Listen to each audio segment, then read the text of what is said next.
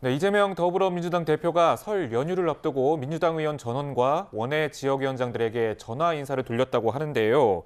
이 전화를 받은 사람과 이재명 대표 측 설명은 이렇습니다.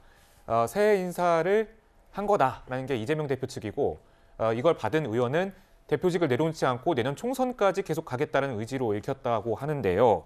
이도훈 논설위원님, 네네. 이것은 어떤 의도가 있다고 보시는지요? 아무래도 이제 이른바 사법 리스크 때문에 당의 이제 원심력이 커지는 거 아닙니까? 네. 친명계는 조금 줄어드는 것 같고 친문들이 뭉치고 586 운동권이 뭉치고 그분들이 모여서 새로운 모임을 만들고 그러니까 이 대표로서는 당연히 이제 구심력을 좀 강화하기 위해서 조직 그 의원들, 당협위원장들 그리고 이제 핵심 인사들에게 전화를 통해서 나를 지지해달라 이렇게 요청을 하는 거죠. 그런데 이제 설날 연휴를 앞두고 검찰이 그 소환 요청을 했기 때문에 소환하게 되고 실질적으로 조사를 받게 되고 만약에 그 구속영장을 위해서 체포동의안이 또다시 국회에 제출된다면은 아마 원심력이 굉장히 강해지는 쪽으로 갈 겁니다. 그래서 지금 의원들, 그다음에 민주당 구성원들, 특히 내년 총선을 바라보는 분들의 이제 생각은 뭐냐면은 어차피 7월 달에 임시국회를 한 번 더 소집해서 체포동의안을 가결시키지 못하도록 한다면은 아마도 내년 4월에 총선은 재판을 받고 있는 이재명 대표가 할 가능성이 큰데 그럼 난 어떻게 해야 되나? 그렇다면 공천을 위해서 일단 계속 그 이재명 대표 가까이 가야 되는 건가? 아니면 그렇게 될 경우에는 총선에서의 패배가 불을 보듯 뻔한데 당을 위해서나 나를 위해서나 이재명 대표 리더십은 여기서 정리하고 새로운 리더십 하다못해 비대위를 구성해서 비대위에서 내년 공천을 하게 해야 되는 거 아니냐? 이런 이제 두 가지 논란이 있고 그래서 586 그다음에 친문 이런 분들이 뭉치는 거는 다분히 그 후자의 경우를 생각해서 내년 총선을 대비해서 세력을 모으는 거 아니냐 이렇게 볼 수 있을 것 같습니다. 네, 변호사님 지금 비명계가 뭉치고 있다 이런 보도들이 좀 계속 나오고 있는데 특히 지금 비명계 모임인 반성과 혁신이 2023년 민주당의 길로 개편이 되면서 친문계 핵심이라 불리는 홍영표 의원 그리고 86그룹 리더격으로 불리는 이인영 의원도 합류를 했다 하면서 이 조직이 커지고 있다는 보도가 나오고 있거든요. 실제 당내 분위기 좀 어떻습니까? 사실 당내에서는 뭐 크게 이런 부분들과 관련해서 뭐 계파 갈등이 있거나 표면적인 갈등이 있거나 하지는 않거든요.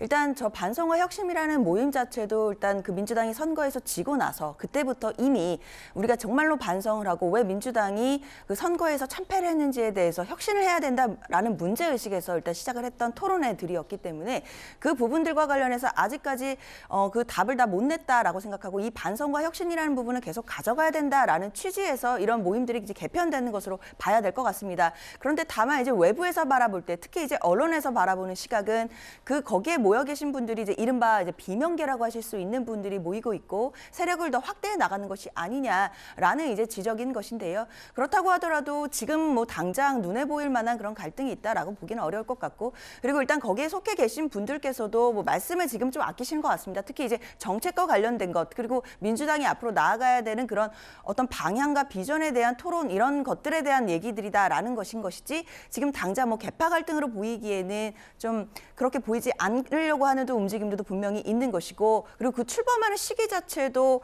그 1월 말이라든지 2월 초로 일단 예상을 해서 이재명 대표가 소환에 응하게 되는 뭐 이번 토요일과는 좀 거리를 두는 모습들도 좀 보이고 있거든요. 그렇기 때문에 당내에 많은 의원님들이 계시기 때문에 각자의 생각에 따라 뭐 생각을 표출하는 건 얼마든지 있을 수 있지만 당대표의 리더십을 흔드는 듯한 모습에 대해서는 전면적으로 경계하는 모습들도 분명히 있기 때문에 무슨 계파 갈등이나 이런 부분들을 언론에서 보시는 것만큼 그런 게 실제로 있지는 않는 것 같습니다. 네, 차장님 그런데 지금 비명계 모임이 이것뿐만이 아니거든요. 네. 친문계 싱크탱크인 민주주의 4.0이 있고 네. 또 지금 문재인 정부 장관과 청와대 참모들이 만든 사이제도 있습니다. 그렇습니다. 특히 이 친문계가 많이 좀 뭉치고 있는 모습이에요. 네.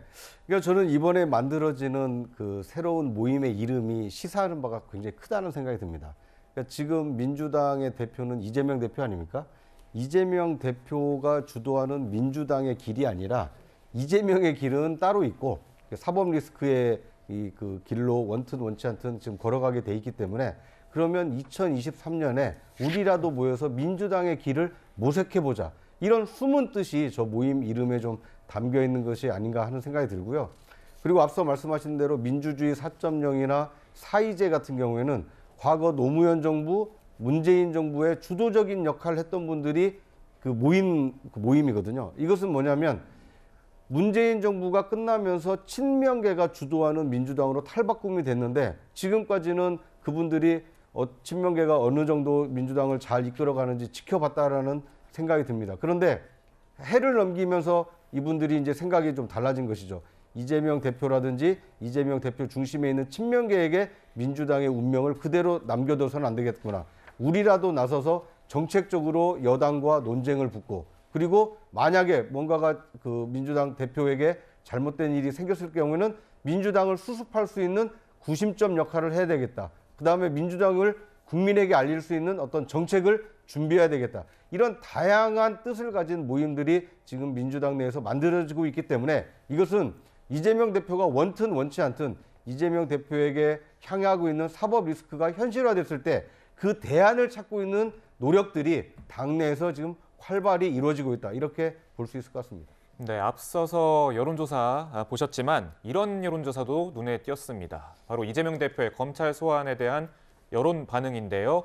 48.6%가 적법한 검찰권 행사 문제없다라는 찬성하는 듯한 의견을 밝혔고 야당 대표 겨냥 표적 수사다 문제있다라는 것이 39.9%였습니다. 김관옥 소장님, 예. 이 여론 어떻게 해석하십니까? 그러니까 지금 검찰이 여러 의혹들을 제기하고 있잖아요. 그러니까 국민들의 입장에선 수사의 결과를 보는 것이 굉장히 중요합니다. 네. 누가 됐던 잘못했으면 수사를 받아야 되는 건 마땅하기 때문에 네. 그럼에도 불구하고 거의 국민의 40%는 이것이 표적 수사고 정치 탄압이다라고 해석을 하고 있어요.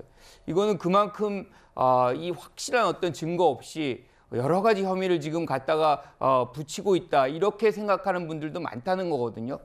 중요한 거는 이거를 이제 검찰이 빨리 해소시키는 것이 중요합니다. 국가적으로 지금 여야가 합의를 하고 협치를 해서 지금 굉장히 경제나 뭐 여러 가지 어려운 국면들을 뚫고 나가야 되는데 계속해서 지금 야당 대표들을 이렇게 수사를 지속시켜 버리게 되면 현실적으로는 굉장히 어려워지는 거잖아요. 그래서 검찰이 이런 어떤 국민들의 의견이 있는 것을 감안하고 빨리 수사를 종결짓고 수사 결과를 발표해서 진위가 뭔지를 국민들에게 보고하는 것이 지금 해야 될 일이다 이렇게 생각합니다. 네, 변호사님, 지난 성남FC 의혹 출석 때와 달리 이번에는 이재명 대표가 변호사 한 명만 대동해서 출석할 것이다 이런 얘기들이 나오고 있는데 당과 개인 리스크의 분리 대응 기조가 맞는 건가요? 사실 그렇게 뭐 크게 기조라기보다는요. 지난번에 출석할 때도 이제 대표가 이제 지도부의 의원들을 같이 동행하고 간 것 때문에 여당에서는 많은 공격들이 있었습니다. 사실 그때도 사실 이 부분이 좀 정치적인 공세라고 생각이 들었던 게 만약에 지난번 소환 때 이재명 대표가 혼자 갔다라고 하면 또 마찬가지로 이재명 대표가 그만큼 당내에서 리더십이 흔들리기 때문에 아무도 동행을 해주지 않는다라는 말이 나왔을 겁니다. 그러나 또 같이 가니까 같이 가는 것대로 또 말이 나오는 것이거든요. 이재명 대표로서는 이번 소환 조사 때만큼은 지난번에 또 여러 가지 말이 나왔고 또 의원들이 또 그것으로 인해서 또 설화에 오르고 또 구설수에 오르는 부분들이 있었기 때문에 대표의 결단으로 본인이 혼자 가겠다. 그리고 변호인 한 명만 동행해서 가겠다라고 결단을 한 것으로 보입니다. 다만 이 부분과 관련해서 지도부가 그럼에도 대표를 혼자 가게 할 것인지 지도부가 앞에까지 동행을 할 것인지에 대해서는 아직까지 좀 의견이 분분한 것으로 알고는 있습니다. 네. 다만 그렇다 하더라도 대표의 어떤 결단이 확고하다라고 한다면 혼자 가는 모습을 보이게 될 텐데요.